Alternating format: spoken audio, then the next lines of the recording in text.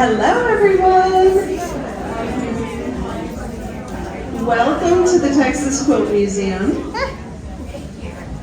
My name is Deborah Bradley. I am the managing director here at this incredible place. For those of you who haven't yet found a seat, is there any spaces that are empty around you? There's a couple up here in the front, y'all, if you need a chair. There's some right here. There's 3.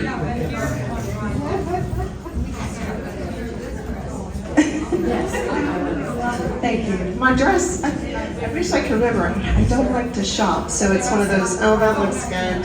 I think I got it on Amazon. That's how much I don't like to shop. I'll just shop what I see on Amazon. My husband loves the fact that I don't like to shop. Anybody else need a seat or sitting on someone's lap? Yeah. There's a chair right there. Right here? Right here. Right there behind.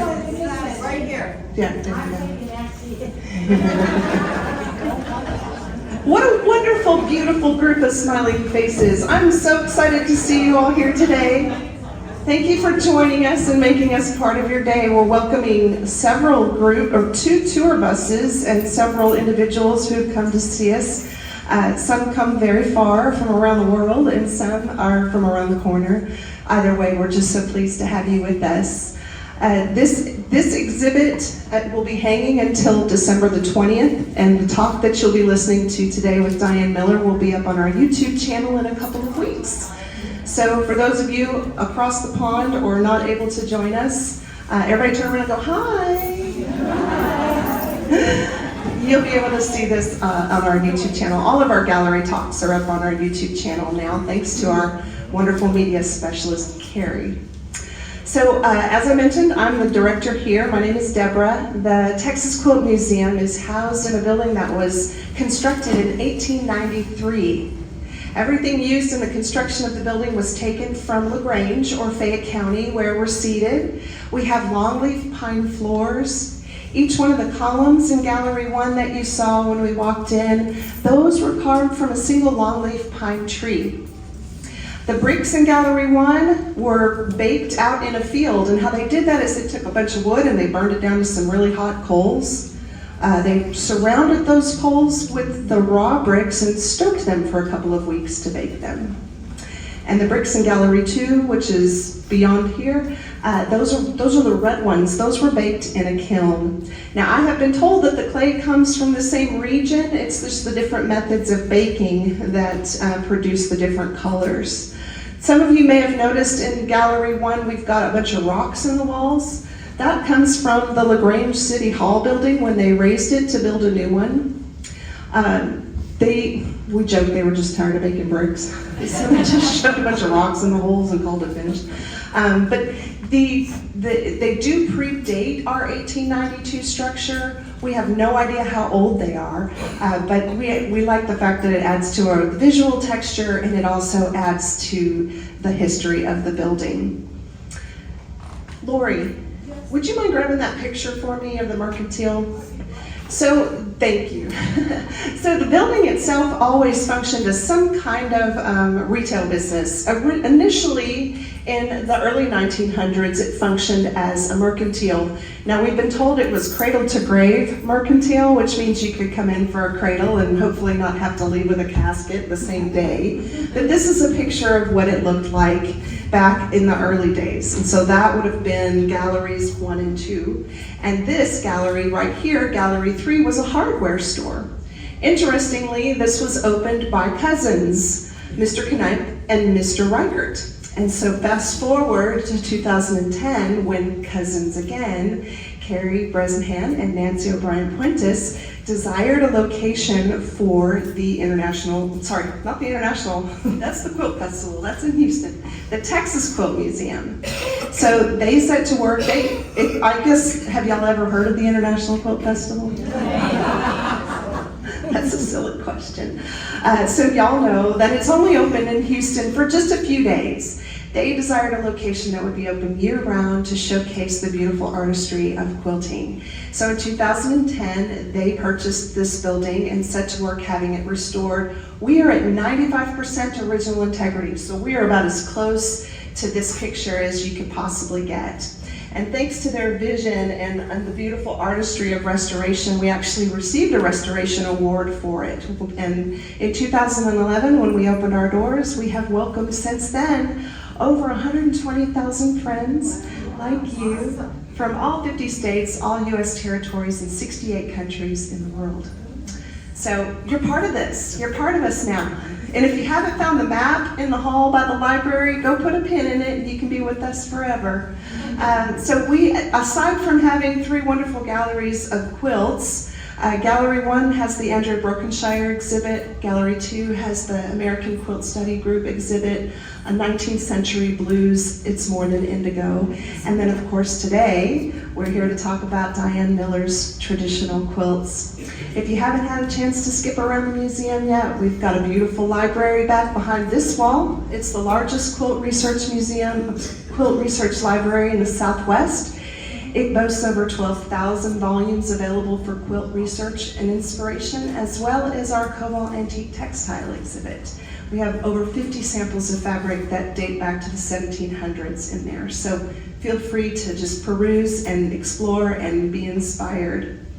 So I'm not going to spend any more time talking about... I have a question. The quilt in that area, showing the ladies? Yes. Tell us about that. Okay, the quilt in the library, if you haven't had a chance to see it yet, is the Pierce sisters and their daughters, Nancy O'Brien Puentes and Carrie Bresnahan. And so actually we found that in a trunk, in a closet that we believe may have been in there for a long while. And so when Carrie came in and saw it, we kind of hung it on the wall because we thought it was just really too beautiful to be missed.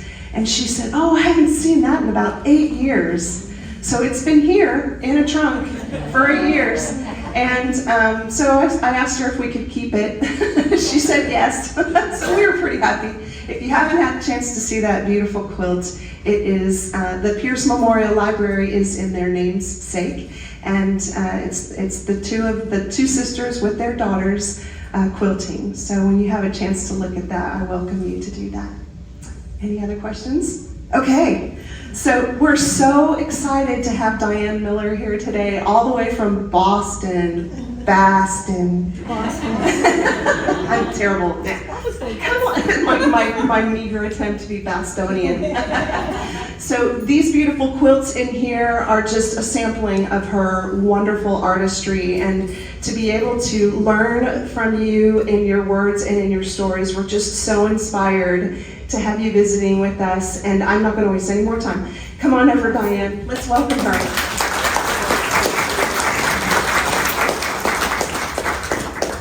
If I can do this right. Good afternoon, everybody. My name is Dianne. Can you hear me? Yes. My name is Dianne Miller. This is my husband, Paul. He's joining me. He's my better half, my quilt Sherpa.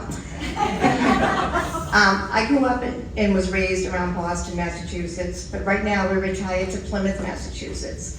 So we're really enjoying being by the ocean side and being closer to our son who lives in Vermont. And we have another son who lives in California. Not very close, but close enough.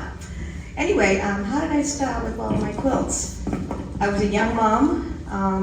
I didn't know what to do at home. I was like a working lady. So I stayed home with my second child, and my friend was making a quilt. And I said, "Oh, that looks really fun." She goes, "Well, come over to my house and I'll show you my other quilts." So I went. Next thing you know, I'm at that local quilt shop with my babies, and they had a little play area, and they were so wonderful. They helped me out, and I made a quilt, and that week I went back, and it was all done. They were like, "What? Didn't you just buy that fabric?" Well, that's how I am. I have OCD. I really get into everything I get into. So anyway, I've worked at 9 area quilt shops in Massachusetts. Like 90% of them are closed, unfortunately, or they're online. So I taught classes and worked as a salesperson at all these shops. So at the end of the day, my job was to empty the trash cans. And I would find so much trash in there. Fabric, a whole yard with a little flower cut out in the center, no good. People just were very wasteful, so I would scoop up all that stuff, take it home, wash it and press it, And I ended up with buckets and buckets over 30 years with all of these little prints that you see here. I hardly ever go out and buy fabric. I buy yards of muslin for my backings, but most of the time I don't buy very much. Or people give it to me. So I'm a very frugal quilter in the true spirit of quilting. I try to use what I have before I get any more. But anyway, I went to art school in Massachusetts at Mass College of Art, and I was a trained illustrator. I got divorced in my senior year. I did something foolish and got married back then, so I was never able to work in the career. But anyway, the year that I left school, everything turned to photography. So illustrating was kind of out for me. Decided to stay home and raise my kids and see what would happen. So I'll just walk around and talk about the quilts, and you can throw out questions anytime you want. I'll start with this one right here. This is a little mini one, and that's the back. I love working in miniature as well as large scale.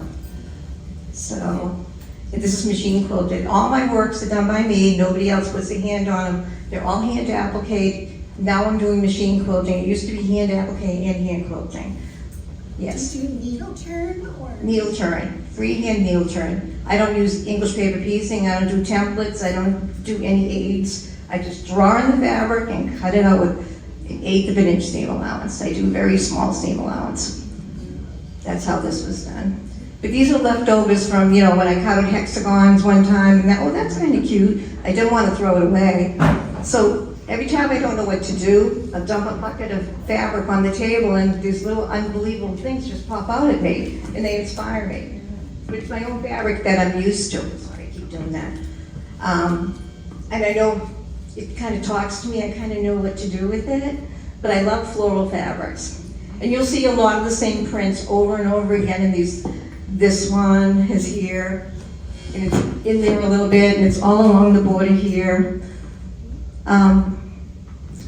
So I've got Carrie Bresnahan owns 2 of my quilts. Big ones, real big. In 1992, I won the Labor of Love contest. So I had a quilt called, what was it?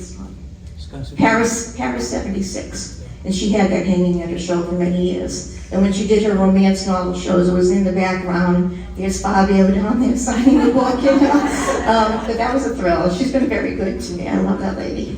I wish she was here.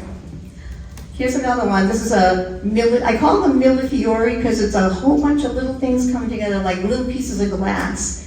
And when we went to Venice, we went on vacation, I saw all these beautiful little things that they were creating there. Little shards inside of paperweights, which I always loved. I'm a big antiques collector, and I really like to collect unusual things. So that's when I do this. When I don't know what to do, I just sit down with a bunch of little blocks. And in the morning, I'll pin one, and then in the afternoon, I'll sew it. And then before you know it, you have a little quilt. Now, I could have gone on and on with that and made a big, huge quilt, but what's the point? At some point, I have to stop and move on. And so people always ask me, how long does it take you to make that? And I'm like, I don't really know, because I have a lot of overlapping projects, maybe 15 or 20 at a time. And I am an antique quilt collector. I have about, 500 antique quilts. I have about 600 quilts that I've created myself. I have a lot of quilts. So at our home, our lower level, which is really the basement, but it's all done over beautiful. One room is my storage and long arm machine, and the next room, it's a work room. The next room is where I taught classes for many years. And I'm not doing that anymore, because when I moved, I lost a lot of my following. And I went to a retirement community, and all those people, they just wanted to strip cut and embroidery piece, and I don't teach that. I teach something a little bit more in depth to me. So this is a 9-block album quilt. I taught Baltimore album for about 25 years. So I'm really into the album quilt, and that's where I really hone my skills for applique. Am I talking too fast or anything like that? Okay. So this reminds me of that.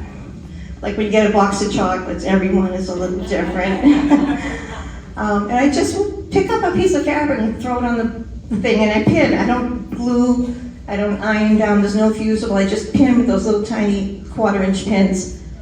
And then I just go for it. See what I need next. I gotta fill in a little bit. I try to pull back and leave some light space in the background, but it's hard for me. Because more is better. So there's all kinds of little funny things going on in here. This is kind of Baltimore album-ish with the quatrefoil. Do you have any questions about anything that you see here? There's a lot going on. You'll have to come up afterwards and we'll talk. So this is a 25 block one. This is the Garden of My Dreams quilt. I do all my own machine long arming. I'm not very good at it. I don't use templates. It's all freehand.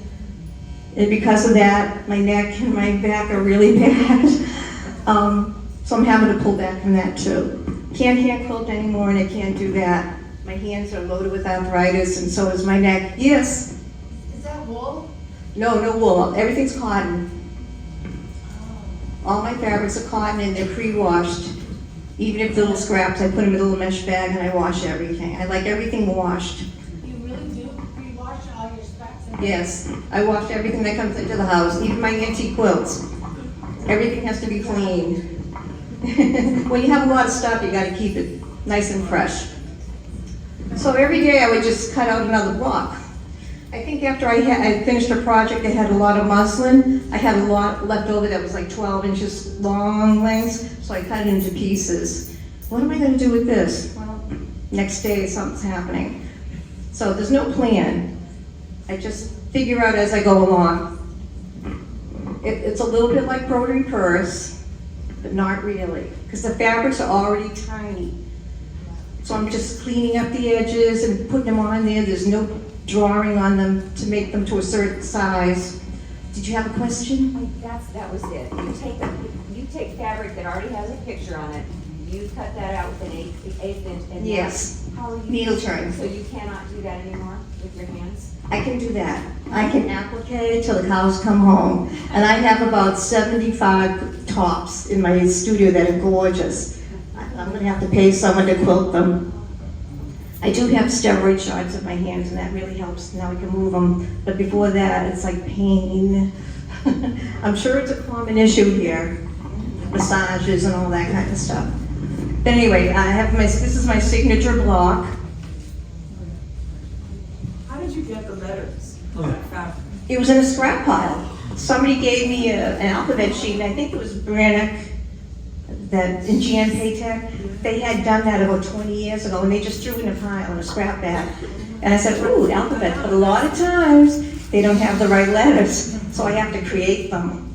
Like D-I-A, they have 2 L's, and I have to cut the edges off and make an I, put them together. I'm an expert at that. I like splicing. I'm a real problem solver. It's very clever. Thank you. Yeah. Yeah, I mean, I taught a lot of classes, and I don't recommend some of the things that I do to my students. They don't have the patience anyway, but I do teach a lot of classes, and I teach, how to make a block that's a design.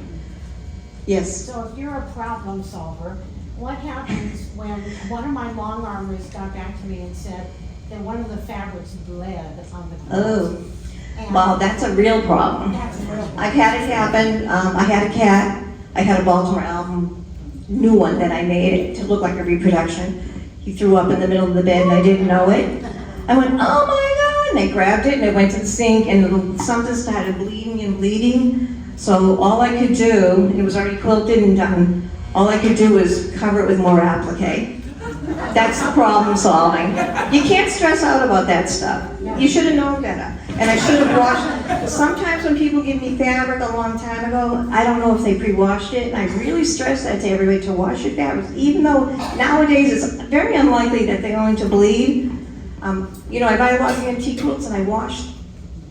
I used to have a top loader and I could look in. Now I have a front loader, and you really can't stop it and look in and look at the colors. But anyway, I take the risk. I haven't had a problem yet. I've been lucky. But this one was a joy to make. It was a lot of fun. That's totally me. That's me expressing myself. And I'm not a gardener, by the way. So these are my gardens right here that I can control.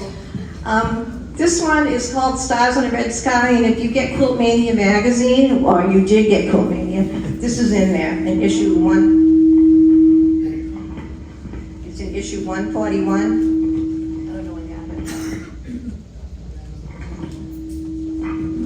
Maybe I'm waiting for a while. they called me, would you put your quilts in our magazine? We want to do a whole issue on you and how you use quilts in your house. So it was a beautiful spread. But of course, because of COVID, they couldn't do it. So their photographer had passed away as well. So my girlfriend came over. She's a professional photographer. She took all the pictures. My husband is a writer. He wrote all the commentary, and we submitted it, and then they printed it in the magazine, and it was pretty good. Not as good as if they had done it, not your writing, the photography. The writing was better. The writing was better. The photographies were a little bit yellow, but I enjoyed it. I was just thrilled for me. And of course, after that, they went out of business. And they were calling me and saying, we want this pattern, we want you to do this, we want you to do... Things were gonna happen, but it didn't happen. And one thing you don't know about me is I'm a 3-time cancer survivor. So a lot of times when things happen, like I was gonna teach at the Houston Quilt Festival, and then I couldn't. There's a lot of things that have happened in my life that pull me back, that's out of my control. And that's just the way it goes.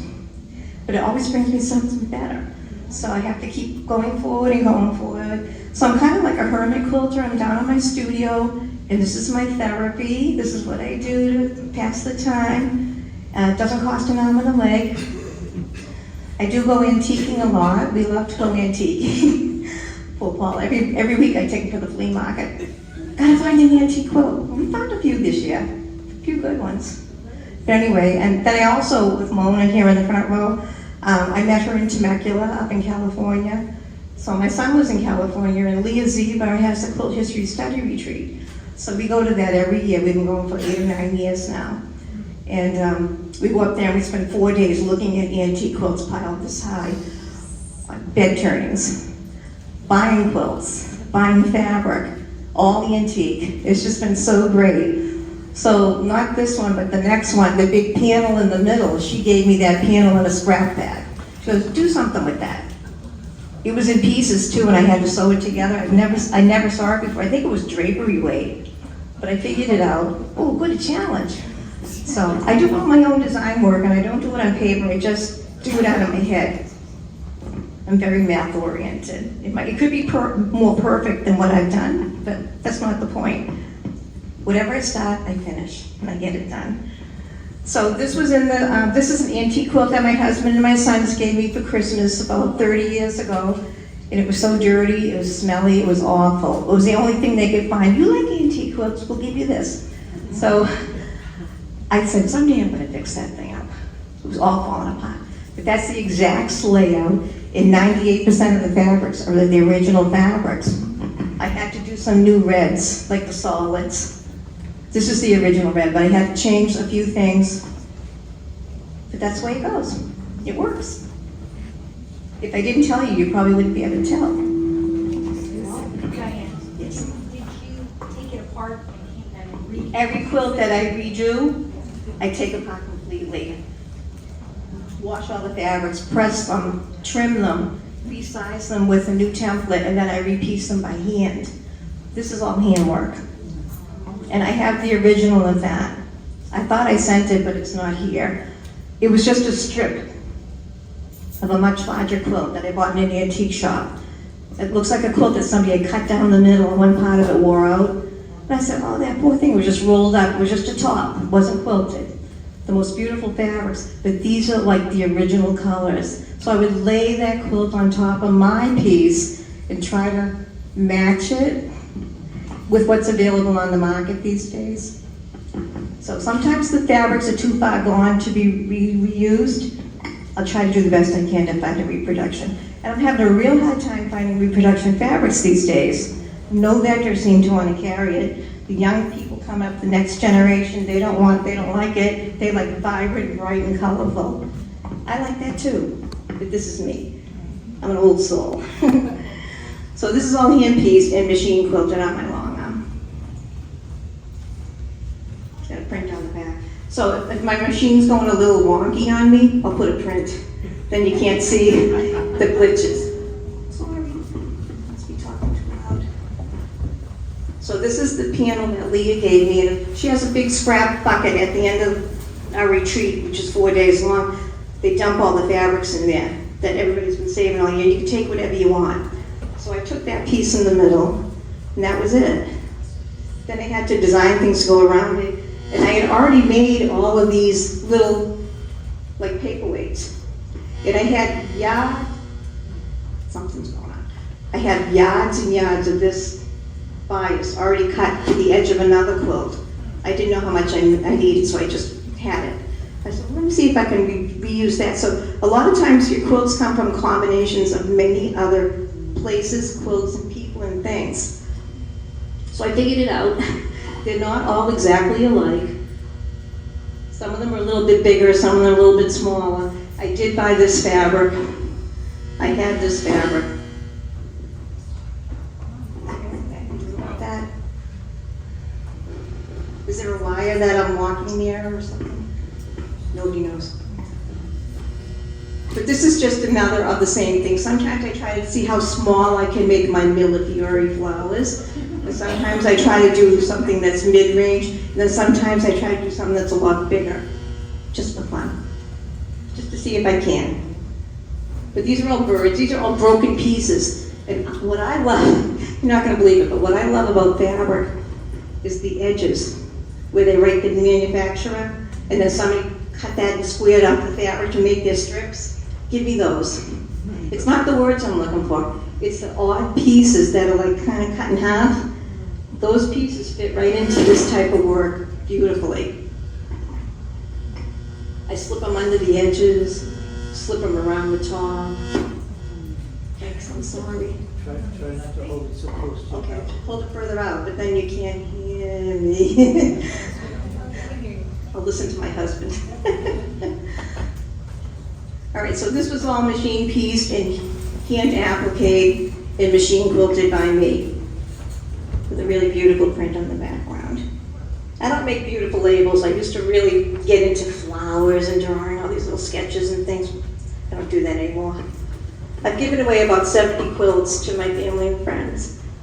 And I have a pie table in my studio and I just pile up quilts I don't want anymore. Because when I taught for 9 years, I had so many samples. The shops always wanted you to make a sample of something in their store. They weren't me. I just did it to get the quilts done.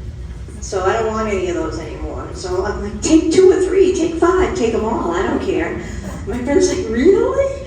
So they've gone to some good places. But they're all gonna get a real special quilt eventually. I have a lot of quilts. And my sons don't want them. They don't want anything. I have a lot of antiques, they don't want anything. But they're in their 40s and they're not married, they don't have a girl in their life, so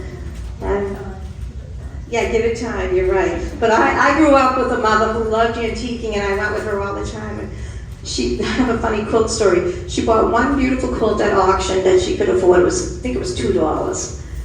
And we came home from someplace. There's my brother lying on the ground on top of the quilt, changing the oil in his car. And she almost went berserk. I said, oh my God, what were you thinking? So that's like the worst case scenario.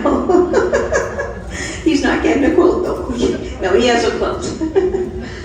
That's like a nightmare. I know a lot of Australian quilters and they've stayed at my home and I really like to entertain them. One of them is Linda Collins. Margaret Mew and Judy Newman have stayed many times. So this is Margaret Mew's template. So I did use a template to piece this. And we go to Italy a couple of times. And I take my pieces out and I like to piece while I'm away just to have something to do. So I pieced all of these when I was in Umbria, just sitting there. And the guys went off for a hike and that's what I did the whole time I was there. Then Leah gave me these scraps. And there's tons of pieces in here, but I had to figure out how to put them together to make it look like the original print, which I had never seen. I think I did a pretty good job. So that was fun. The Australians are unbelievable quilters. And I have a whole group of them come to my house in 2 weeks. The Herod Festival. They're going to come over and stay in Plymouth, and then we're going to Nantucket to look at more. We like to go out and look at antique quilts, so that's what we're going to do. But I've never been to Australia. They're begging me to come, but I was like, that's a long ride. I don't know. So this is just a bigger 4-block one. I only had so much of this fabric, so I had to frame them in an unusual way, not all the way around, just half way. And I like that. So all the things you think aren't going to work, they do. You can break any rule you want. That has this print on the back. There's that fabric again. And here it is in the center, and there's little pieces of it sprinkled throughout. So you know it's my quilt.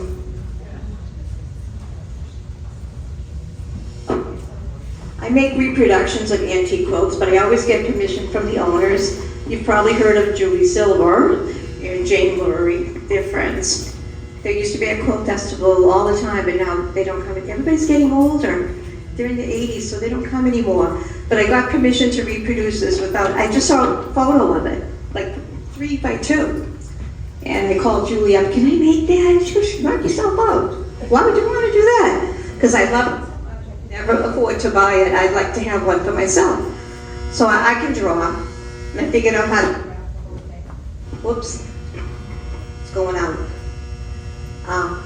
It doesn't look that big here to me, but when I was working on it, the applique, that was a lot of stuff to squish up in your hand. And it's 4 big pieces. I don't know if you can see the seam, it's on there somewhere, but that was hard to do. It really broke my hand. But I had to do it, I wanted it done. Now the original, of course, is hand quilted, it has a beautiful border, and I think somebody bought it. I haven't seen it ever again. It was at American Quilt Study Group when they were in Terrytown. They brought it there, they tried to sell it, nobody, I think the price was sky high. But anyway, I have one. That's how you get around. Okay, so in Temecula, when I go to the Quilt History Study Retreat with Leah Ziba, which Mona in the front row has been to, she's pulled me aside and she says, come in the other room, I want to show you something. Okay, go walking in, and there's this beautiful antique quilt that looks just like this, laying on the table, but completely in shards, falling apart, peeling, ripped. But she bought it at Brimfield. This is our big flea market in Massachusetts. And she said, do you want to make a copy? I'm like, hell yeah, I love that, it's all applique. So anyway, she traced the pattern and sent it to me, all in different pieces, and I had to figure it out from a little photograph that I took that day. The colors and everything were pretty close to this, but it had a different base. It was made by a lady named Abigail, and her signature was right in here in cross stitch, but it's not Abigail, it's Dianne Miller, so I just left that out. That's my tribute to Abigail. So when we had our next quilt history study retreat, she asked another lady, she made one, and I made one. I machine quilted all of them. And people walked in the room and they saw all 3 with the original in the middle, and they almost started crying. It was beautiful. That was a thrill. We have a lot of fun up there, right? Now she's not doing it anymore. We did it for 10 years and it ended, so they're going to try to revive it and do something different. Okay. There's a girl in Vermont. Actually, she's in Maine, Sue Clark Rivers. Some of you probably know her. She's a really great quilter. I saw this picture online of a quilt. Sometimes on Pinterest, you don't know who made it, who owns it. It's just there, and you go, oh, I'm going to take a picture of that. So then I asked my friend Wendy Reed, who lives in Maine, and she's a friend of Sue. I went in a roundabout way, because I don't really know Sue, but I know Wendy. And Wendy, do you know who owns this quilt? She goes, yeah, Sue owns it. The lady who owned these quilts, she passed away in Maine, and her collection was up at auction, but I didn't know it. I didn't know anything about that until after I did. I said, well, do you mind if I make a copy? She goes, go ahead. We were going to make a patent, but we'll never get around to it. So then I sat down and I did it. And I love to draw. I use a Sharpie Ultra Fine. I draw on my fabric with a Sharpie. Oops. Uh-oh. Yeah, Sharpie. Oh, you mean my accent? Well, how do you say Sharpie? I don't know. With a Sharpie. Oh, that's nice. My aunt, me aunt. That's down the street from me. Oh, I love Minimet.